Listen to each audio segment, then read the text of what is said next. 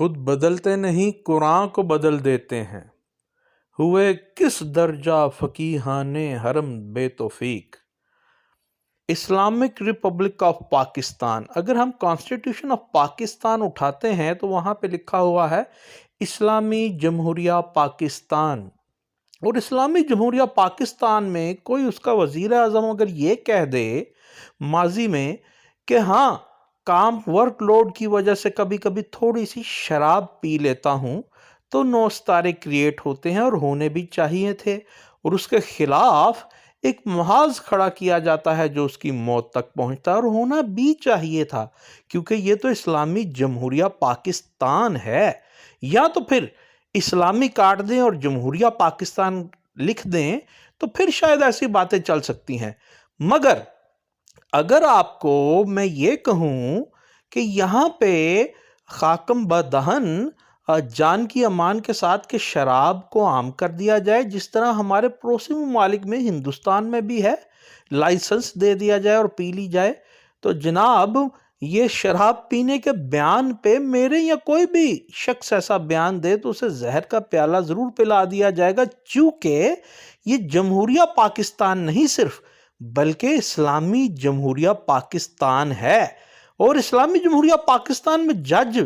قاضی بھلے وہ supreme court کا ہو یا ہائی کورٹ کا ہو، اگر اس پر بھی اختیارات کا ناجائز استعمال یا ناجائز اثاثہ جات بنانے کا الزام بھی لگے تو اس کو بھی وہ بھی قابل گرفت ہوتا ہے۔ ابھی دیکھ لیجئے کہ سپریم جوڈیشل کونسل کے ریفرنس کے معاملے میں جسٹس مظاہر علی اکبر نقوی نے اپنا استعفیٰ صدر مملکت اسلامی جمہوریہ پاکستان کو پہنچا دیا ہے، اور اب انہوں نے وہ دستبردار ہو گئے ہیں، استعفیٰ ان کا دے دیا گیا ہے۔ مگر میں یہ بتاتا چلوں کہ ایک ریٹائرڈ جج کو بھی وہی پریولیج اینڈ پارکس ملتے ہیں، وہی مرات ملتی ہیں جو کہ ایک ریٹائرڈ جج کو ملتی ہیں، اور جس طرح جسٹس مظاہر علی اکبر نقوی صاحب نے اپنا استعفیٰ دے دیا ہے۔ اب یہ بات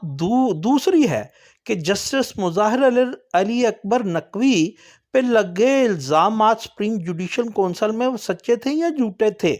یہ اس کا فیصلہ تو خدا ہی جانے یا وہ لوگ خود ہی جانے جن کے معاملے میں جن کے کورٹ میں یہ بال تھا، یا جسٹس مظاہر علی اکبر نقوی صاحب جانے۔ مگر اگر ایسے الزامات کسی بھی جج پہ، قاضی پہ اسلامی جمہوریہ پاکستان میں لگتے ہیں تو وہ ضرور قابل گرفت ہونا چاہیے۔ میں آپ کو ایک ماضی کی مثال دیے جاتا ہوں کہ لاہور ہائی کورٹ لاہور کے ایک جسٹس عرفان تھے، ان پہ بھی کوئی یہ پیسوں کا ایک الزام لگا تو جوڈیشل کونسل میں وہ معاملہ گیا تو انہوں نے بھی سٹیپ ڈاؤن کر لیا۔ تب میں نے ملک کے چوٹی کے وکلا سے یہ پوچھا کہ اگر یہ الزام وہ کانٹیسٹ کرتے، وہ اس کا جواب دیتے، وہ اس کا فیصلہ کرتے کہ انہوں نے یہ کیس لڑنا ہے، تو پھر کیا ہونا تھا؟ تو مجھے بتایا گیا اگر جوڈیشل کونسل میں وہ اسٹیبلش کر دیتے کہ یہ الزامات بے بنیاد ہیں تو بس ٹھیک ہے، اور اگر وہ ثابت نہ کر پاتے تو پھر انہیں جو بھی ان پہ الزامات تھے وہ ریکوریز انہیں دینی پڑنی تھی۔ پھر میں نے ان سے سوال کیا، ملک کے چوٹی کے وکلا سے، کہ بھائی اب تو انہوں نے سٹیپ ڈاؤن کر دیا، استعفیٰ دے دیا، تو اب ان سے اگر ریکوریز وغیرہ نہیں مانگی جائیں گی؟ تو مجھے یہ پتہ لگا کہ پاکستان میں ایسا کوئی قانون ہی موجود نہیں کہ اگر کسی جج پہ جوڈیشل کونسل وہ ہائی کورٹ کے ضمن میں ہو یا سپریم جوڈیشل کونسل ہو، الزامات لگتے ہیں اور وہ سٹیپ ڈاؤن کرتا ہے، وہ اپنا ریزگنیشن دے دیتا ہے، استعفیٰ دے دیتا ہے، تو پھر اس سے کوئی پوچھ گچھ نہیں ہوگی، بلکہ اسے تمام وہ سپریم کورٹ میں پریولیج اینڈ پارک سے ریٹائرڈ جج کی طرح ملیں گے۔ یہ بڑی ہی عجیب و غریب بات ہے کہ قاضی اسلامی جمہوریہ پاکستان میں قاضی کا کیا منصب ہے، اور ماضی میں حضرت عمر اور قاضی کے درمیان جو مکالمہ ہوا تھا وہ شورا آفاق کے، اگر یہ تلوار میں نے اس لیے اپنے مسلح کے نیچے رکھی تھی کہ اگر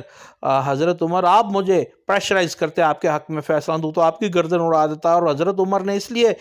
رکھی تھی کہ جناب اگر آپ میرے مرتبے کے امیر المومنین ہونے کے مرتبے کے لحاظ کرتے ہوئے میرے حق میں فیصلہ دیتے تو میں آپ کا سر قلم کر دیتا۔ تو اگر یہ اسلامی جمہوریہ پاکستان ہے تو پھر یہ یہاں پہ ایسا کیوں ہے؟ وزیر اعظم کی امپیچمنٹ ہو سکتی ہے، صدر کی ہو سکتی ہے، پاناما کیس میں سپریم کورٹ معزول کر سکتا ہے، اور 206 میں سابق وزیر اعظم کو پھانسی کر سکتا ہے ہائی کورٹ۔ تو پھر یہ اگر جج پہ میں نہیں کہتا کسی پہ سچا الزام ہے یا جھوٹا ہے، اگر سچا ہے تو پھر وہ سٹیپ ڈاؤن اگر کر جاتا ہے وہ جج، تو اس سے ریکوری کیوں نہیں کی جانی جی؟ یہ کون سا اسلامی جمہوریہ پاکستان ہے؟ اور جس طرح کافی انپریسیڈنٹل قسم کے، جن کا پریسیڈنٹ موجود نہیں تھا، نظیر نہیں ملتی تھی،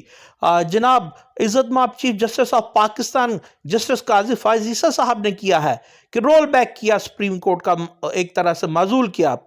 فیصلہ تاحیات نااہلی کا، تو جسٹس قاضی فائز عیسیٰ صاحب کو اس میں بھی ایک انپریسیڈنٹل وہ چیزیں فریم کرنی چاہیے۔ میں پھر سے بتاتا چلوں کہ جسٹس مظاہر علی اکبر نقوی صاحب کے کیس میں نہیں، کیونکہ پتہ ہی نہیں کہ کیا سچ ہے کیا جھوٹ ہے، مگر کچھ ایسا لا فریم کر دیں چیف جسٹس آف پاکستان کے